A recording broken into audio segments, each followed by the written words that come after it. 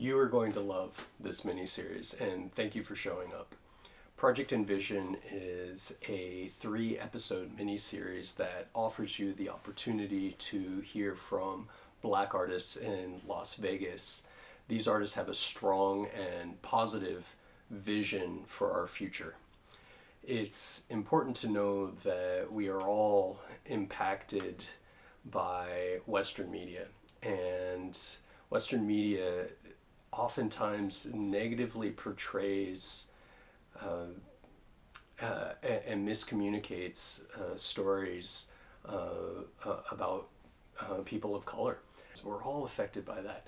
And so it's important to also take the opportunity to offer an alternative an alternative perspective that explores stories that show us a more positive future, a more inclusive, less biased future. We encourage you to take this opportunity and listen to these stories and engage with these artists' stories. Hear something positive about our future from the perspective of an artist.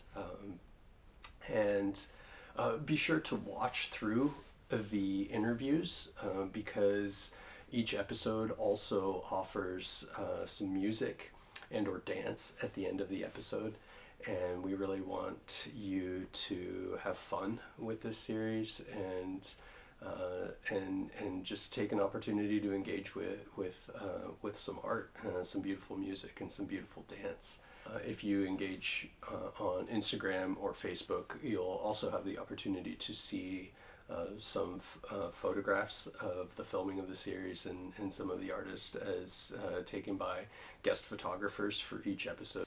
You'll be able to see that content on those other platforms. You can find more information about the artists in the descriptions below.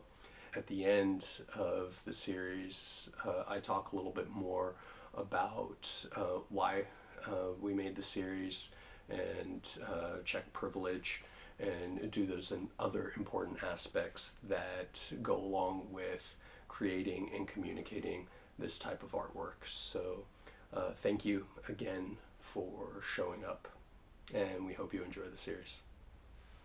Welcome to Envision. Here we are sharing a space with 3 incredible artists whose unique creative vision and artistry paves the way for our future. Today, we are diving in with artist and producer Analog Lust. She's the heart and soul behind Analog Dope, which is an independent music label and space for artists and creatives alike. Les has produced for artists like Charlie Muse, Sarah Neil Hurston, and Reggie Rideout. Les moves through the world as a force for progression, as her artistry travels beyond the sound waves. Les, thank you so much for being here. I'm so excited to explore with you today. Thank you for having me. Yes, of course. Pleasure to be here. Of course. So, where does it begin? I know that you're from Oakland. Yes. How did you get to Vegas? Years ago, I would say it was '03 maybe. A friend of mine and a business partner, a creative partner at the time, just suggested, hey, let's move to Vegas. Wow. I was like, what? Oakland was a weird place at the time, growing up in Oakland. So we wanted to just kind of venture out and see what was out there. So I was open to it. Yeah. So we moved here. I fell in love with the city. I fell in love with the scene. And I've been here pretty much off and on ever since '03. Wow. So when you first, made it to Las Vegas, what were the feelings, the emotions around being in this new city, kind of, taking a leap of faith? Yeah, it was I would say a cultural shock for me at the time, coming from Oakland. Yeah. It's very culturally diverse in the Bay Area in general. Yeah. So I experienced that. That was one of the first things that I noticed. At that time, it wasn't a huge music scene quite yet. It wasn't a huge community quite yet. It was in its baby stages, infant stages. It was growing. So that pretty much I saw it as a wide open market to just learn, grow, and explore. Yeah, for sure. And so I know that you've changed your name a a couple times, right? Yeah. So you once called yourself Lady Lust, Right. and now you call yourself Analog Lust. Right. I'm curious, can you talk about the evolution of your names and why did you decide to change that? Right. So Lady Lust came as a name for me being like the only girl in a studio environment, kind of like the quote unquote rap chick. And so everybody would just call me the lady. And my last name is Luster. And so that kind of, got cut short. Yeah. And it just, I put it together as Lady Lust. It just kind of is what people were calling me at that time. And so I stuck with that as my artist name for some years until I felt like I outgrew the name. I felt like I needed to walk in a name and a path that was more who I was becoming and who I evolved to be. Mm-hmm. And who would you say you were as Lady Lust? What did that version of you look like? Right. And feel like? Lady Lust was young, was raw, very, very energetic, very unfiltered in what I had to say. I was just speaking on a lot of my life experiences growing up in Oakland. I was also highly influenced by a lot of the hip hop at that time and rap chicks at that time and what that looked like. So a lot of that you can hear in the early Lady Lust expression of who I was in my music before I started to kind of mature as myself as an individual. Right, right. I want to go back to your background in Oakland. Mm-hmm. Can you talk about, that experience, what it was like growing up there, and, what were the music influences when you were there? What drew you to those things? Right. Yeah, Oakland is a beautiful city. It's so much culture and richness. I grew up in an era, I grew up in the 80s, so I would say there was so much going on. You had the end of the Black Panther era. Right. You had musical influences like Tower of Power. You had In Vogue. You had Tony. Mm-hmm. My brother, just in my own household, my brother is a jazz musician. Wow. He played saxophone just like as a kid until now. My other brother was a DJ. He was like the neighborhood DJ. And then I had my grandmother who played like light 80s rock all the time, and my mom who played soul music. So I had like all of these like musical influences in the household, and the neighborhood as well was growing and changing. With the 80s, there was so many shifts in the neighborhood at that time of what was going on in the world, and that all reflected in the music. Wow. So, you're a young person in Oakland, and you have all these music influences. You're literally surrounded by family members who are so ingrained in the music culture. Yeah. What was that like? How did that feel? Do you have like a favorite memory from that time with them? What will stand out to me always is like my brothers. Like I said, I had one brother who played sax, and I had another brother who was like the DJ. So he had crates on crates of vinyl in the room, and he had the whole DJ setup. Wow. So it was like they would kind of battle and fight over what music are we listening to, and what, and it's like whoever won that day, that's what we're listening to. Right. And also like I would sneak into their room to either grab my brother's saxophone or get on my other brother's DJ turntable. So it was like, for me, those will always be the best memories of like just exploring and just like, what is this? And trying to get into, something. So. Wow. What was your first instrument that you had touched, and what was that experience like? Oh man, first instrument I touched. I'm trying to remember if it was my brother's saxophone. I was so intrigued by that instrument, so it could have been that, but also I had a church upbringing as well. Okay. And in church, we played a lot of instruments. We played tambourines. I jumped on the drum set, and that became an instrument that I played for years, was drums. And then eventually the organ, which became, learning keys. Mm-hmm. So I think it may have been the sax, but it could have been like a drum set in church. Yeah, right. Either one. Yeah. But it led you to where you are now. Exactly. Yeah. Wow. So, tell me about, church and playing the instrument there and what that experience was like. Oh man. So I grew up in a black church, Pentecostal. So it's just all about the music. I mean, Yeah. just from the beginning of the service to the end of the service, it's just all about music. So you kind of pick up on things, like you kind of find your way. And it's a small church. So either you're going to pick up the tambourine or you're going to pick up a mic and sing. Yeah. And so this is where I discovered my rapping voice on the mic. My cousin and I just started a group in church, and we just wrote raps about God. So that we didn't have to sing because we didn't want to sing. Oh, gotcha. So that, that's where I got that start from. How old were you? I had to be 9 or 10.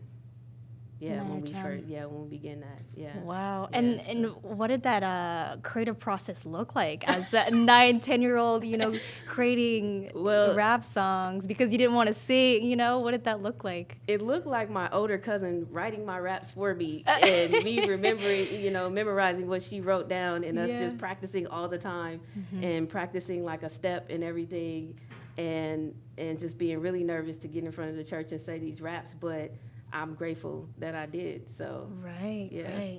Wow, that's really fascinating. And it all makes sense. It all makes sense. So I do want to talk about your album, Okay. Resonate. Okay. All right. Yeah. It is so wonderful and special. Thank you. The album includes 5 songs: Yes. Open Your Eyes, Energy, Activate, Chaos Theory, and Resonate. Right. And, after reflecting on this album, it feels as though at the root of these songs is truth, the idea of conscious awareness, the power of melanin, and ultimately reclaiming your power. Absolutely. Now, this is my interpretation, but I want to know what you, Lus, were trying to communicate with this album. Yeah, you're not too far off. All of those things encompass what Resonate is.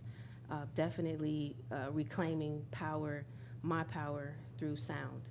The sound was the most important part to me of that album, beyond what was being said, because I wanted the sound to resonate.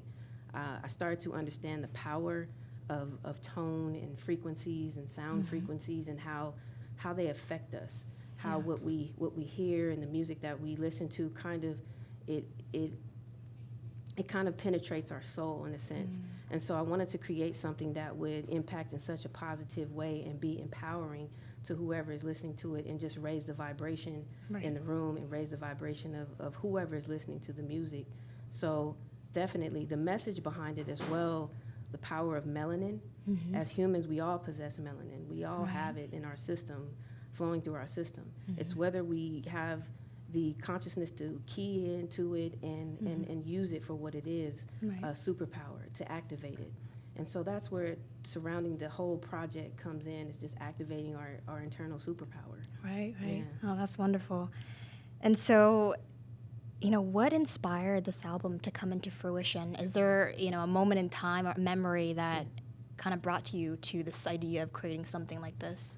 Well, I was just creating. I was just really exploring sounds. I was just, coming from production school, so I learned a lot about frequency and sound, and so I was just really experimenting with sounds.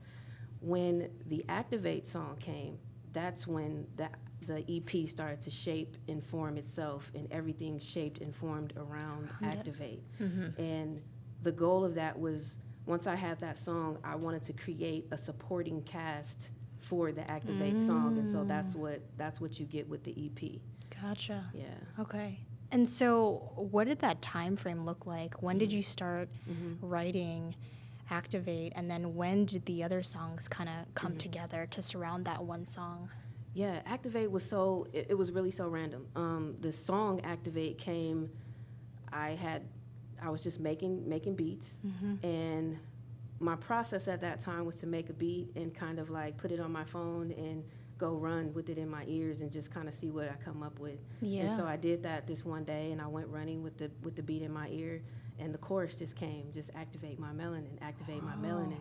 So I took that back to the studio and just went to work on that song, just line for line, just kind of letting it out. I didn't even write it down. I was just letting it out. And so once that song was created, then I was able to build everything else. Wow. What year was that? This was I would say 2017. 2017. I believe 2017 was, yeah, it was about maybe a 6-month period in like, yeah, 2017 around that time. Wow. Yeah. Okay. So it's like once you had Activate, everything kind of fell into place. Is that what it felt like? Absolutely. Everything started to make sense. Like once I had Activate, also I was doing some deep studies on melanin. I was reading books about melanin. So this is where my mind was. Right. But once that song was there, everything came together. Yeah. So you said that you were listening to a song, right? And then the beat kind of came to mind. It kind of flooded you. Yeah, kind of the other way around. Like I had the beat, and then like the lyrics came after I had the beat. Gotcha. Yeah. Wow. And was the beat a song, or was it just a beat that you had created already? Yeah, it was a beat that I had created in the studio. I Yeah. had just created a beat, and like I said, I just put it on my phone and I would just go vibe to whatever beat I just made like the night before, Okay. and I would just go vibe or just work out, with it in my ears. Right. And so that pretty much was how that came. Wow. Is that your usual process? It's your usual creative process? Like you take a beat, you create it, and then you go off on like a walk or you go running or whatever it is, and you kind of play with those sounds, and then you allow whatever, lyrics, wisdom to come up. Is that kind of how it That's goes? one of the processes. That's definitely one of the processes. That's I would say one of my more so intentional processes of creating. Is like, okay, I made this track. I want to, see what comes of it. I like to move around and just see what, stimulates my thought process when I'm listening to music for creativity. Right. So I like to, run or even drive sometimes and just, kind of just look at the world as I'm creating. So, Right. Yeah. So you said that there was a time period where you were reading a lot of books on melanin. Yeah. Right? What inspired that, and what caused you to want to dive into, those books and that kind of wisdom and knowledge? I was studying sound. I was studying sound and frequency, and the studies of sound and frequency led me to the study of melanin. Melanin is the key chemical compound that allows us to feel these frequencies, that allows us to feel music, the bass, and the different frequencies in sound. And so once I saw that, I was like, wow. Really, like, to understand it was beyond skin. It was beyond just, the complexion in our skin, and to know that it was something internal and also something that connected us in a cellular and a soul way. It made me just want to know more about it. Right. Yeah. And how you could kind of provide that for other people as well. Exactly. Wow. And so what was your favorite part about creating Resonate? My favorite part about creating Resonate, the freedom. Yeah. It was created, I was in the studio alone most of the time. Wow. And I was just experimenting, and so I had nobody to tell me, no, don't do that, or try this. Or I had no outside influence. And I think I at that point, I needed to do something without outside influence. Right. I needed to see where I was creatively and what would come out of just me. Just being, Just being alone. me. Yeah. Exactly. So were you surrounded by different influences before that whole process? I think a lot of the time as artists, we tend to be surrounded by different creative influences. I mean, when you're in the studio or, you're creating something, a lot of the times it's a collaboration of some sort. And yeah, you're influenced by a lot of different things, and there's absolutely nothing wrong with that. Yeah. But sometimes I do think it's important just to see where you are within yourself. Right. Without any outside forces, really. Exactly. So what does your studio look like? Like, what does the actual space look like? Like when you were recording this album in particular? Like paint a picture for you? Yeah, let's paint a picture. I want to know. I'm curious. So, yeah, I just have, at that time, I had my desk, I had my workstation, I had my synthesizer. My synthesizer is, I have a Korg monologue, and that's my centerpiece. of like sound creation. So I keep that there. I use it as a controller as well. I use Logic Pro Studio, and so I have my laptop, my KRK speakers, Yeah, right. and some headphones. Really, at that time, I think that's pretty much all I had. I do have a controller keyboard, so just whatever I need in front of me for easy access. Yeah. So that when the ideas come, everything's right there in front of me, and I can just create.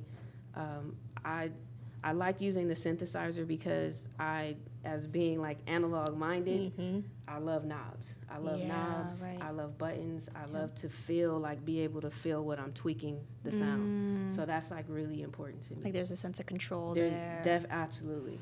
Gotcha. Yeah. Okay.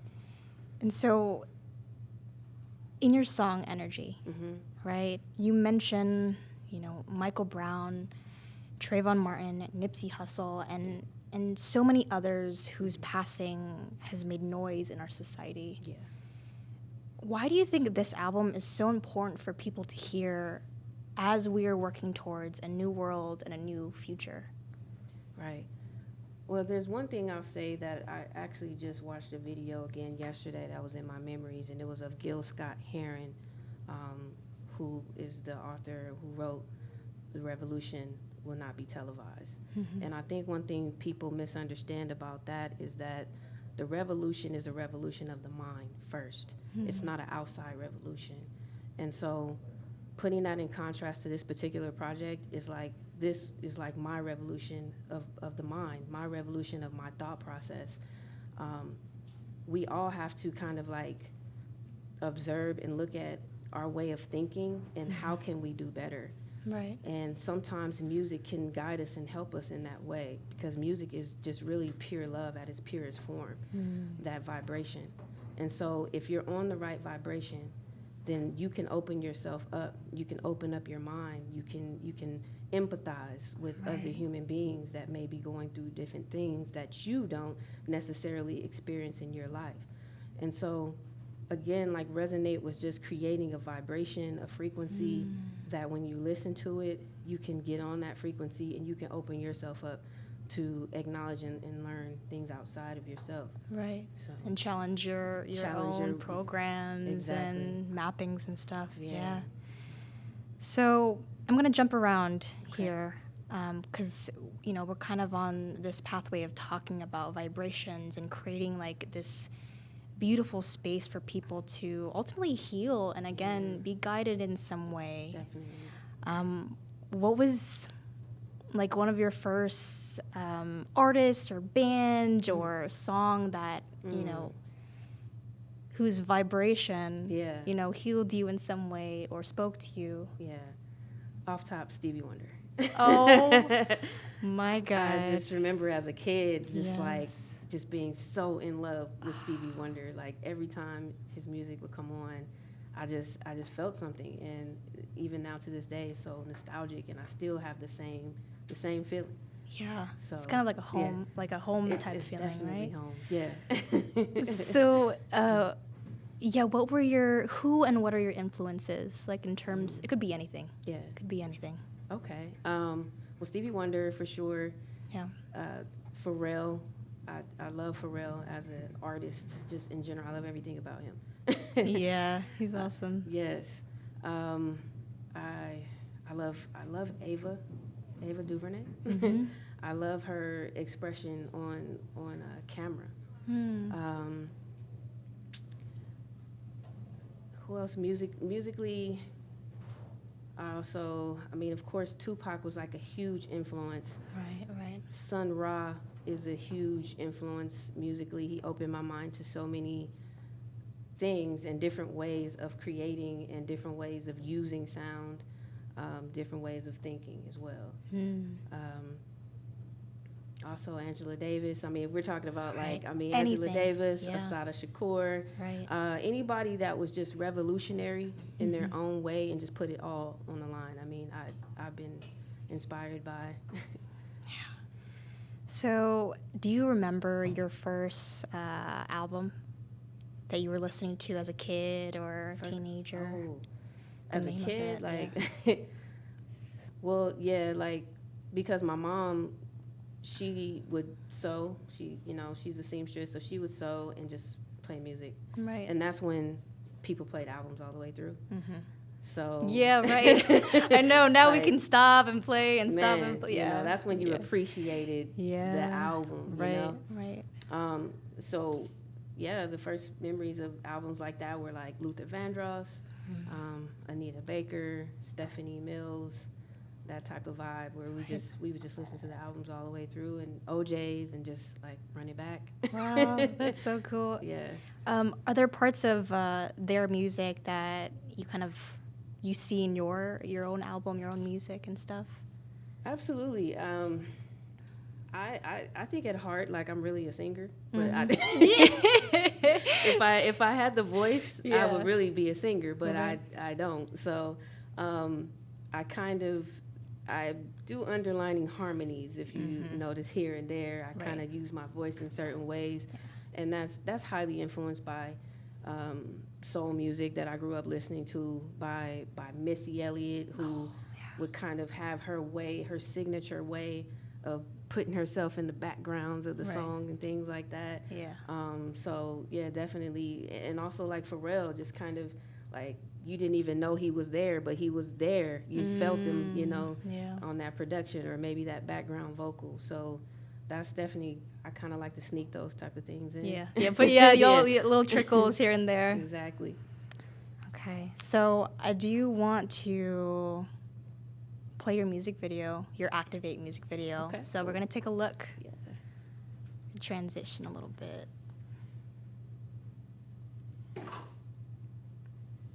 All right, here we go.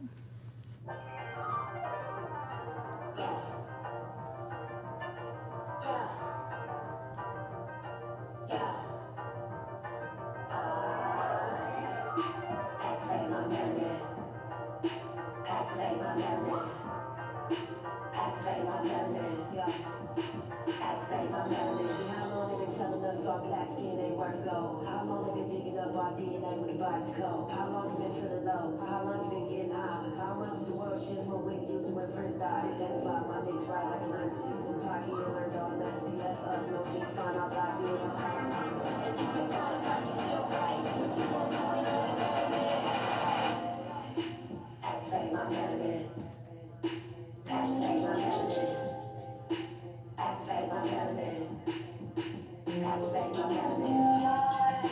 Activate my melody. Activate my melody. Activate my melody. Activate my melody. We flying up out of here. We flying up out of here. We flying up out of here. We flying up out of here.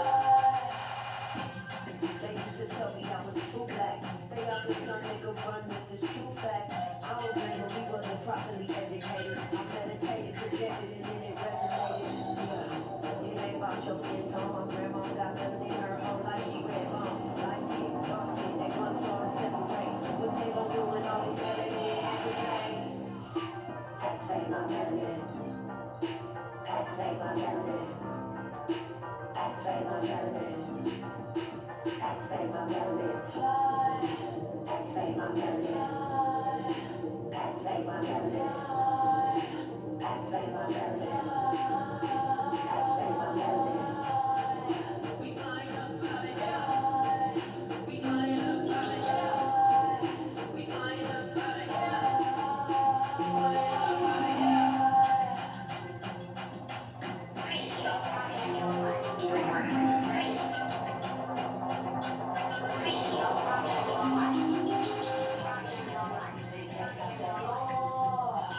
My ancestors know.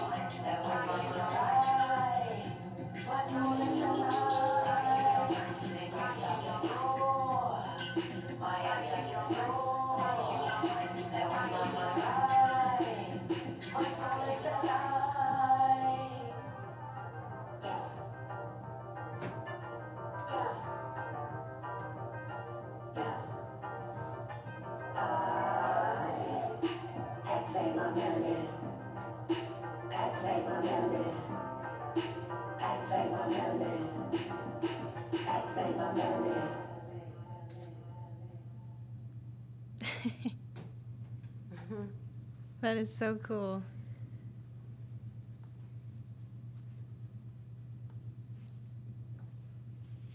Man, so what's it like sitting here watching that, and kind of reflecting on that day and, I just want to get up and dance every time. I know, me too. I'm just like, It's so good.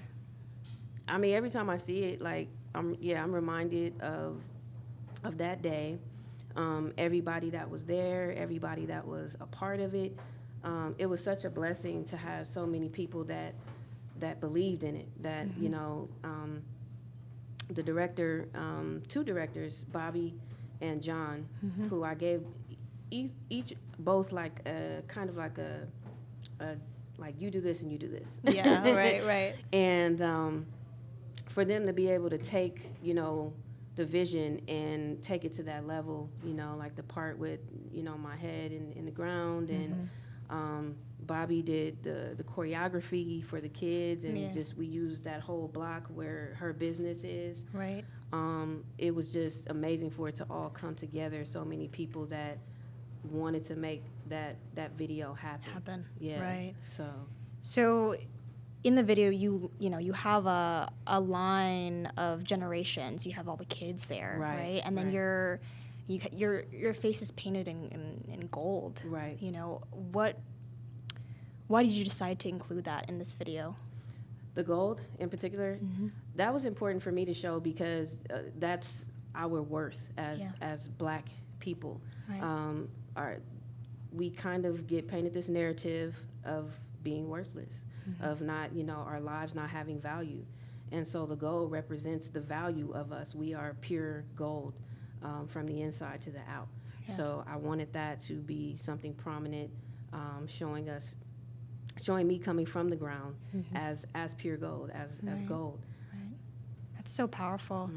And what was the reason for, the line of generations, all the kids, Yeah, the kids they represent the future. And this is information that they need to get young. If we instill this in our kids, their value, their beauty, and their worth at a young age, they'll carry it forever. It was instilled in me, so I know that's something important that needs to be instilled in our youth. Right. And then for us, where we are in our lives as adults, I feel like it's our job to pass that down. And it's also our job to uplift our elders and to appreciate them for the job that they've done. Right. So I wanted to show all of the generations and who we are, You say that, it was instilled in you. How was it instilled in you? Who instilled that into you? What did that look like? My mom. My mom instilled that in me. It was important for her to do that as being a Black woman, as being a darker skinned Black woman. We tend to, even in our own community, get treated differently for having darker skin. My mom she's a fairer skinned woman, so she's aware. She was aware of that at a very young age, and I didn't understand it until later. But she instilled that in me very strong. She always had Black art in our home. Wow. We went to a Black bookstore in our neighborhood, and she always made sure that I was educated on who I was, what Black culture was. That was just a must for her. Right, right. So at a very early age, she was kind of spitting truth to you. Absolutely. No matter what. No matter making what. sure that that truth of the culture was, instilled in you. Absolutely. Wow. And do you remember any of the things that, she said to you or explained, growing up? Yeah. One of the most consistent things was that I would have to be better. I would have to be excellent at whatever I did. I couldn't just, as a Black woman, as being Black and a woman, I'm beginning with 2 strikes on me. So she instilled and was consistently instilled how important it was for me to do well, how important it was for me to have my education, and to be able to express myself. Yeah. She saw me as a writer from a very young age, and she told me to just always just write, keep writing, and she told me that my voice would be important. So these are the things that she instilled. Yeah, Yeah. so important. Yeah. Wow. I mean, how amazing that she did that. You know, Yeah. so incredible. I want to go back to the process of creating Activate. I know we touched on a little bit, but I want to go a little deeper on what that process looked like for you, Yeah. and the day to day, and what you felt like through each transition. Yeah. So, yeah, will you take me on the process of creating Activate? On the process, so it was the music first, which I had no idea where that was going. I was just creating music, and once I had just the kind of like the foundation of that track, and I was able to come up with the hook as I was running. Like I said, I just immediately went back to, because I knew I had something. I knew I just, like, it was a feeling. It was like, what's going on? And I had to go with that energy. And so that day I ended up just recording, just like rough versions of different lines of the song. And I did that until it was complete. So it was a process of a couple of days of recording, of getting the recording down. Experimenting with the background vocals, experimenting with the harmony and things like that. I mean, I could tell you, like, I felt so free. I felt there was nothing there to tell me, don't do that. No, I was just, it was very experimental for me. Right. So, yeah, over the course of that 2 or 3 days that I was just recording, then I knew I had something. I knew I had something powerful, and then it's just from there. It's just mixing, adding little tweaks here and there, adding sounds, that enhance the track. Right. I know I probably went back and tweaked and mixed it a whole bunch of times over it. As you get a version, you go in the car and listen to it, like, oh no, the bass is not, you tweak a little bit. Yeah. So it was a lot of tweaking after that, but the process of actually just creating it was just very free, very experimental. It was a great feeling. How crazy is that when we're able to be free in a space, it's like these things that have been kind of tucked away come out and arise within us. It's fascinating. Yeah. So I'm curious about the evolution of your creative process. Now, you have Miss Seeley Complex, right? Which is an older album. Right. And remind me again, when was that released? That was 2009. That was 2009. Yeah. So we have Miss Seeley Complex, and then we have Resonate. Right? What are the differences in the creative processes, and what does the evolution of those two albums look like? Yeah, so the Miss Seeley Complex was, I didn't do a lot of production, if any, on that project. I was working with a producer by the name of Poetic Beats. Okay. There was a specific sound that I was looking for, and he had it, production-wise. And his music just blended so well with what I had to say at that time. And, like, we just kind of got in the studio, and we just went straight to work. Like, his music allowed me to just write freely. I didn't really I trusted him with the music. I didn't really have to think about, okay, well, what am I going to do to tweak this sound? Because he already had it. He already knew what needed to be done. So I had the freedom to just write these stories of what I wanted to express at that time. And so that was mainly the process of the Miss Seeley Complex. It was like my book. It was like the stories that I just needed to get out, So as opposed to Resonate, which was just an overall, just me creating from total scratch, like creating the sound, and then also writing lyrics. I wasn't really focused on writing stories as much as I was before. I was just focused on a feeling. I was focused on the sound of it, the energy, the vibration. And the vibration. Yeah. So I wrote verses that felt just good to me, that I felt like, oh, this feels really good on this. there was no deep stories involved with the Resonate, with the creation of it. And that felt really free as well. That felt good because when you come from writing an album like the Miss Seeley Complex and people look at you as this lyricist, there's like this expectation that you're always going to just bars. That's all you. Right. Yeah. Right. So with Miss Seeley Complex, who were you when you created that album, and then who were you when you created Resonate? You taking me back, like who was I? We gotta go back. The Miss Seeley Complex. I was a young woman really trying to find my way in the world, trying to find my place in the world. I had so much inside that I wanted to express. I was trying to release a lot of anger. There was a lot of anger from growing up in Oakland, seeing injustice, fighting injustice that it seemed like at that time the rest of the world just had no clue about. And just walking with that and carrying those things.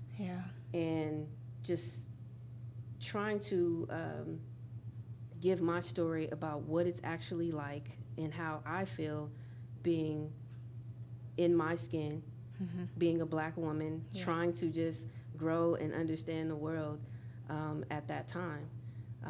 So this is prior to everything being as televised as it is, as things on social media. All of that wasn't that prominent at that time. So the music was our expression purely. So it was me, just like, that's who I was at that time. I was very expressive. I wanted to release the anger and the frustration that I felt in a positive way. I wanted other people to get it. I wanted other people to understand, And so we're going to segue a little bit. Okay. What's making you laugh or smile these days? Well, we have been watching reruns of Showtime at the Apollo, and that has been amazing. That has been hilarious. It's something I grew up watching as a kid. So we caught on to, like, oh man, they're showing reruns, and so that's been great. That's been making me like laugh really hard. My partner, she always has. I mean, she keeps me smiling like every day. There's something to smile about there. Yeah, of course. Just being able, just gratitude, being able to count blessings, and just being grateful to just still be here, to be able to create, to be able to love, and just live. Right. So, definitely. Yeah, I gotta hold on to the small things. Absolutely. Yeah. So, having a safe space is crucial for creativity.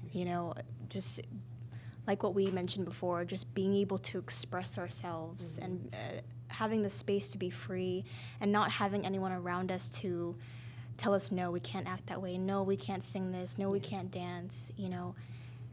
It allows that creativity to move in its most dynamic way. Right. And so I'm curious, as a creative and an artist, what is your sacred creation space? Where is that for you? Is it a physical location? Is it a place in your mind? Is it a place in your heart and soul? It's absolutely a place in my mind. Yeah. It starts there.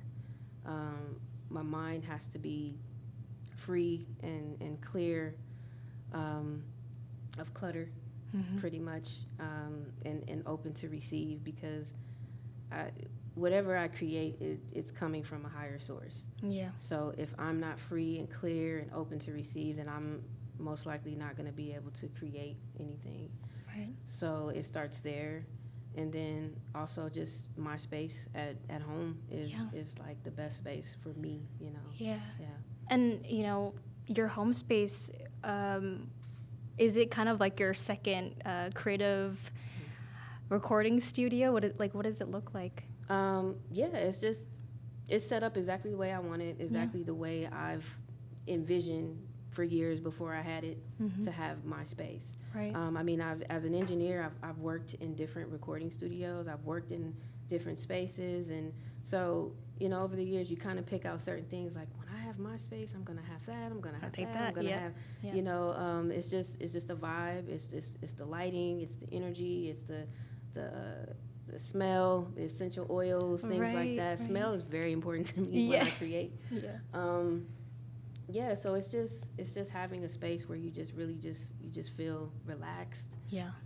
Right. And safe. Free and absolutely safe. Yeah, definitely. So what was the space before the space, you're in currently? What did that look like? Because you mentioned that you have gone through different spaces, different recording studios.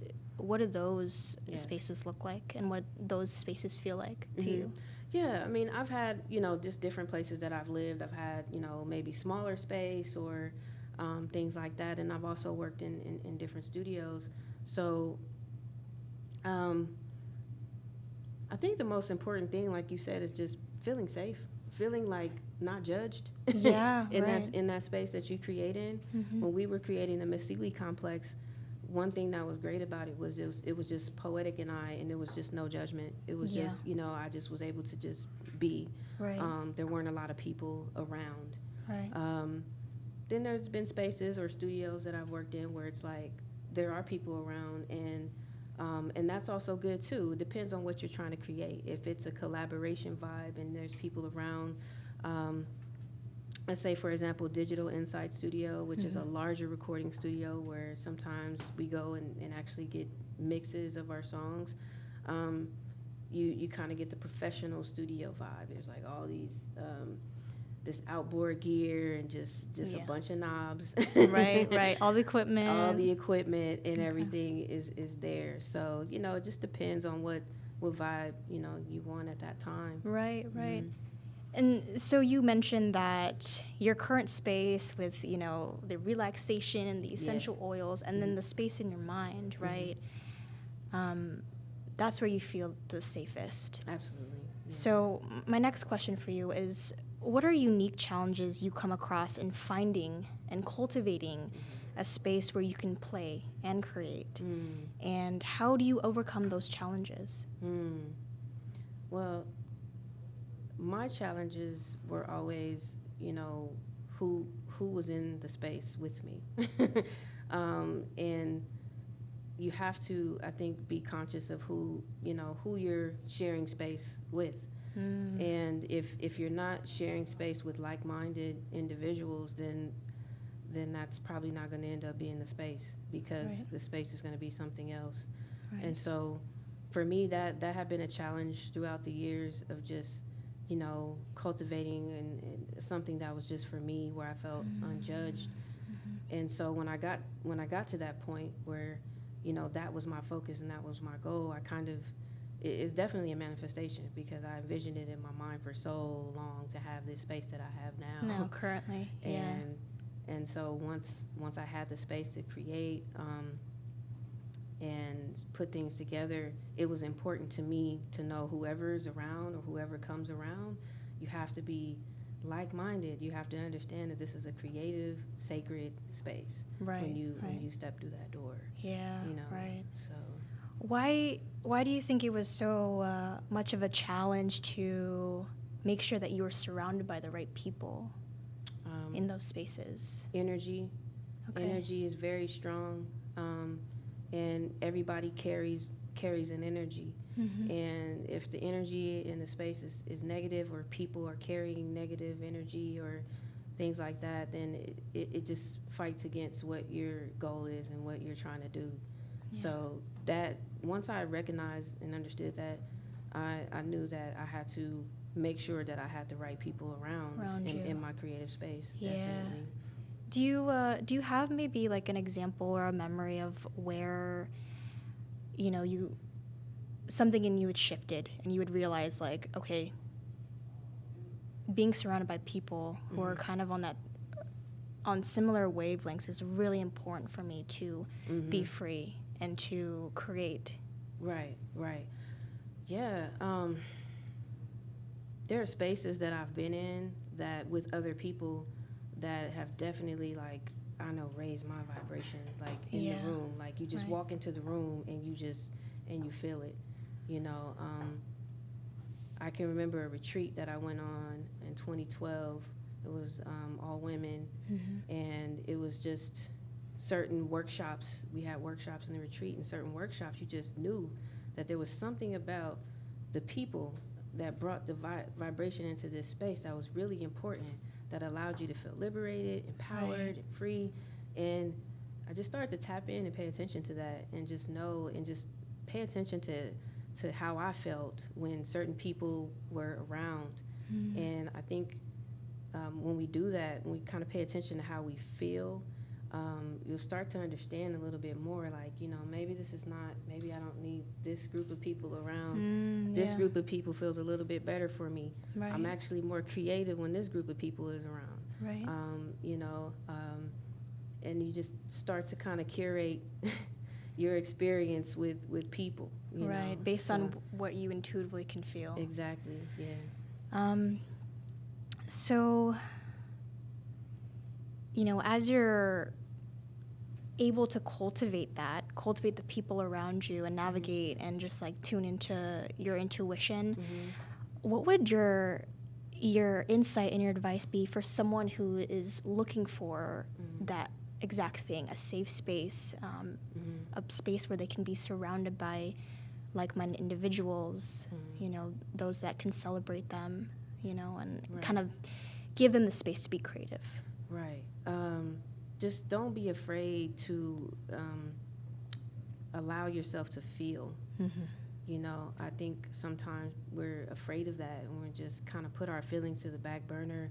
We allow ourselves to, in some ways, like, get manipulated by what people say, or people make promises, or I can do this for you, I can do that for you, and that happens a lot in music. And we kind of tend to follow that, you know, and I followed that for years of, like, you know, okay, well, we can do this and we can do that, and eventually that burns out. And you have to get to a space where you just, like, you know what, this feels right. And so I would say to people, just, you know, definitely be aware of, you know, what you're doing, but just go with what feels right in your heart, you know, but be smart at the same time. Make good, you know, business decisions at the end of the day. But creatively, just, you know, try to tap into your feelings. Okay. So my next question is, where are you releasing your art and music, and what unique challenges do you run into in finding a space to be truly heard and seen? So right now, everything is being released digitally, and, you know, that's totally fine with me right now. Unique challenges, well, I want to shift to more visual art. I want to shift with, you know, combining music with more visual in live performance. I don't really know the challenges of that just yet, because I haven't actually, you know, gotten to that point, especially this year with everything kind of shutting down. But I feel like the message has to be, you know, for it to kind of get to where I want it to go. I want it to become a more visual performance, kind of like with the kids and the choreography, the goal, you know, just the makeup, the kind of more cosplay type thing for people to kind of get a visual aspect of the music as well. Kind of bridge that gap a little bit for people. Okay. And so, you know, when we release our art, our music, whatever it may be, it's a blend of excitement. It's also terrifying and vulnerable, you know, but it's ours to hold on to forever. You know, when we release it, it's out there for the world. So we don't have control over how it's being perceived by people. You know, so I am curious, you know, how are you feeling right before you walk on stage, or how do you feel when you're, like, moments before releasing your music online? You know, what does that process look like for you? What's going through your mind? What emotions are you feeling? The best way I could put it is like the same feeling when you're standing in line for a roller coaster. Yeah. It's like the same, you know, feeling in your stomach. I mean, anxiety. Right. Like you said, you don't know how it's going to be interpreted. For getting on stage, I mean, it's just really like, I don't want to mess up. I'm not going to mess up. I can't mess up, you know? Yeah, So that's right. that nervousness. But putting art out, like you said, that's just going to live forever. That's just going to be there forever. Yeah, that's just, it could be a little nerve-wracking, you Yeah. know? You know, you're going through all kinds of emotions in your head. What are people going to think? You know, you're putting yourself out there literally for the world to judge you. Yeah. So, you know. Such a courageous thing to do, because Yeah. that's you. That's like who you are to your core. Yeah, you're bearing it all. Yeah, bearing your Yeah. soul. Mm-hmm. Ugh. And so, where and what spaces do you feel your art is received best? And where does the most helpful feedback on your art come from? And what helps you grow?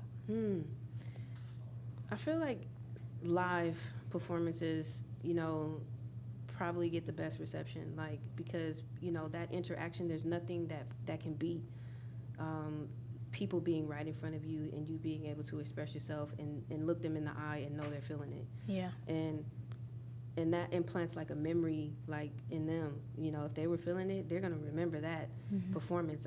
I've had people bring up shows that I don't even remember the show, but they Yeah. remember the show, you know, Right. and I'm like, wow, okay. So that's probably like the best reception, like the best way that the music can be received is just live. I do also like the reach of the digital platforms, because digital, you know, when the internet, you know, putting music out on the internet, like, that gives you a worldwide, you don't know who it's going to reach. And so when you see that people are listening to your music in other countries and you're like, Right. what? You know, like, Activate has gotten reception in, like, Caribbean islands, just all over the world, you know, like, they love this song, you Yeah, know. right. So it's just, yeah, I mean, there's so many different ways it could be received, but yeah, I think for me, like, live is like the best feeling, you know. Do you feel like the live feedback helps you kind of move forward and helps you grow with your Absolutely. artistry? Absolutely. In the moment, live, it helps me to grow a lot. Feedback from people that know me, Okay. you know, is always a good way, a good perspective and a good way to look at things. Right. People who've known me over the years or have known my music over the years, you know, feedback from them is always something that helps a lot. Yeah. Feedback from peers, like other producers. I look forward to that, and that's one thing that helps Yeah. because nobody wants to be critiqued, but I think it's important, and I want all the critiques, like, just give Right. it to me, because I just, you know, want to get better. Yeah. So You want to know all the little moving parts so that you can move forward and allow your artistry to grow in the way that it needs to. absolutely, Yeah. yeah. So I want to transition into talking about a little bit more about our current social climate right now. What would you eliminate from the current social climate, and what positive things would you preserve from the current social climate? What would I eliminate? I mean, off top, racism. You know, like, that's the mindset and the institution of racism. That would be the main thing that I would eliminate. Yeah. You know, it just needs to go. It just needs Right. to stop. Yep. You know. Yeah, we gotta keep fighting, because it's been going on for too long. Yeah, absolutely. Yeah. And so, what positive things would you preserve from the current social climate? I would preserve the sense of community that shows and shines through when tragedy strikes. We could see, like, with the pandemic and also with the injustice, there's this sense of community that we see, that everybody kind of comes together and checks on each other. I wish that happened all the time. Yeah. And not Right. just in tragedy. Right. But, you know, if that could remain a constant, then I think that's something that would help us to start healing. So that's definitely something I would like to stay Yeah. present And you know, maintain. and maintain. Yeah. Right. I mean, of course, there's so much work that needs to be done still. Right. And, you know, with racism, how do you think that we can take the necessary steps to do that, to eliminate, to heal? I think one of the main things we can do is start listening. Yeah. Start listening to each other. People that are in positions of power mainly need to listen. Mm-hmm. I think we all understand and we all get it and we all know what's going on. But, you know, people that have the power to actually shift are not listening and seem to not really care. So as a community, as this community that I just mentioned, if we remain constant as community and we become strong, then the power shifts. Right. We are the power, really. Right. And we have to see ourselves as that. Mm-hmm. So as long as we continue to see ourselves as strength in numbers, as powerful in what we have, and not look as power as so much as, you know, who has the most money.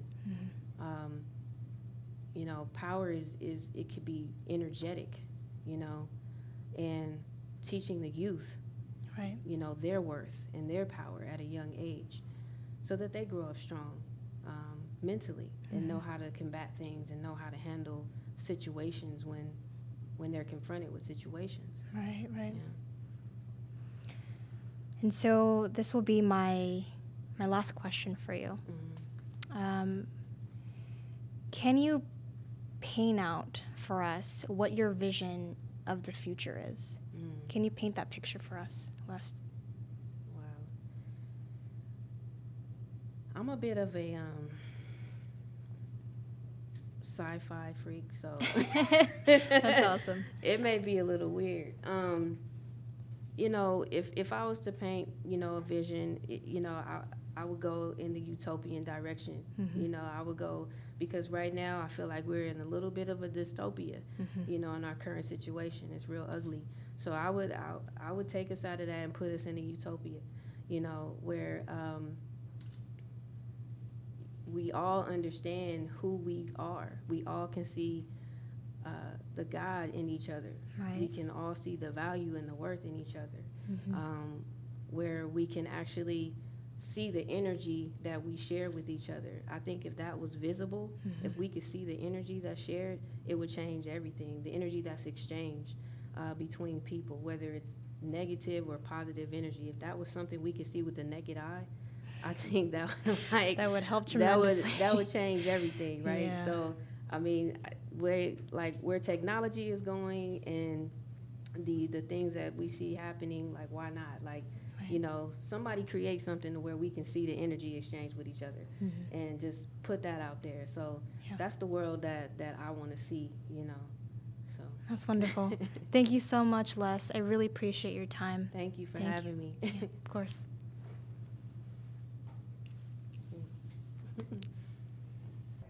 So just start whenever? Yeah, whenever. You're Okay. good.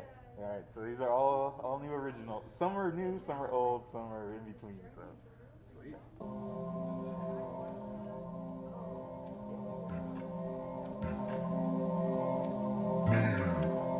that too loud? Get it how you want.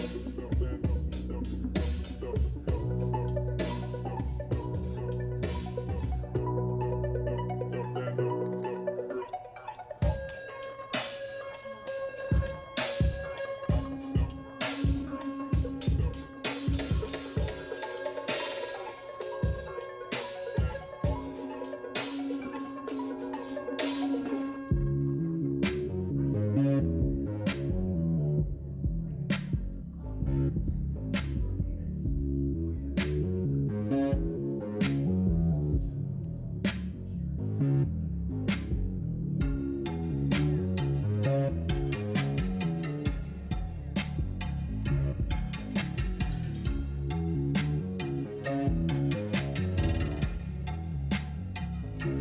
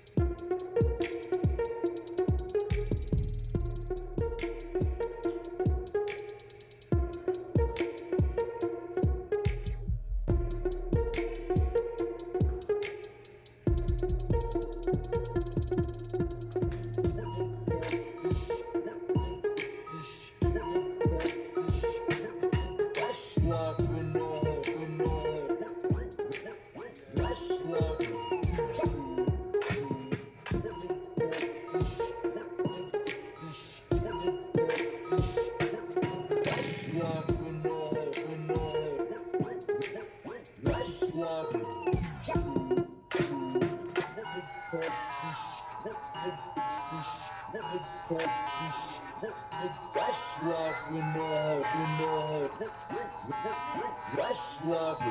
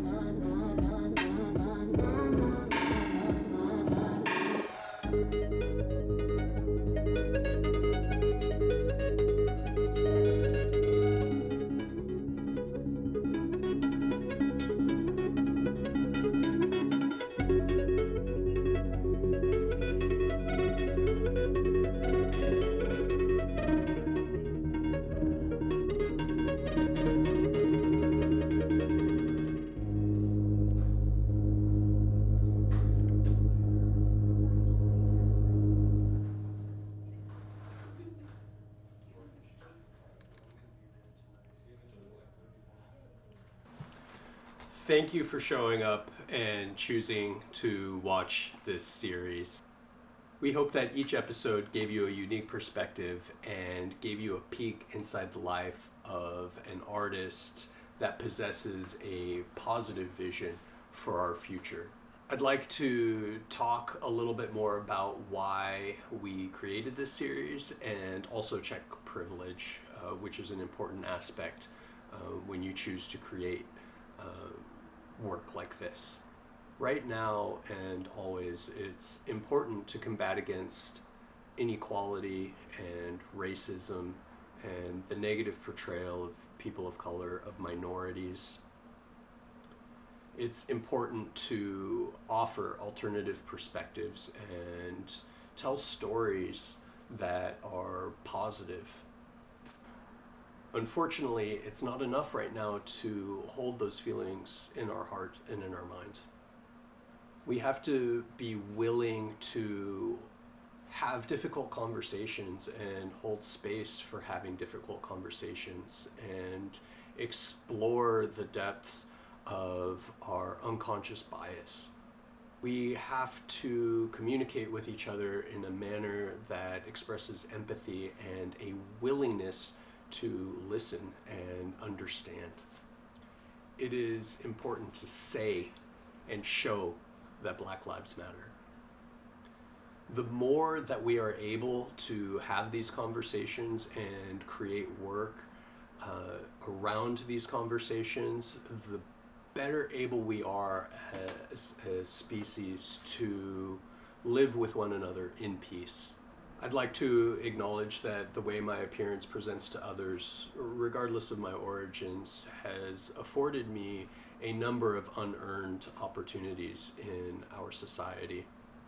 It is with personal effort and the advantages afforded to me by these opportunities that I hope to make a meaningful contribution to our culture and to our society. I sincerely hope that this series has left you inspired to do the same. A big shout out to all of the creatives that inspired and contributed to this project. Big shout out to Maya for the wonderful work that she does. A big shout out to the Junction Complex and the production crew, without whom this project would not have been possible. Thank you for showing up.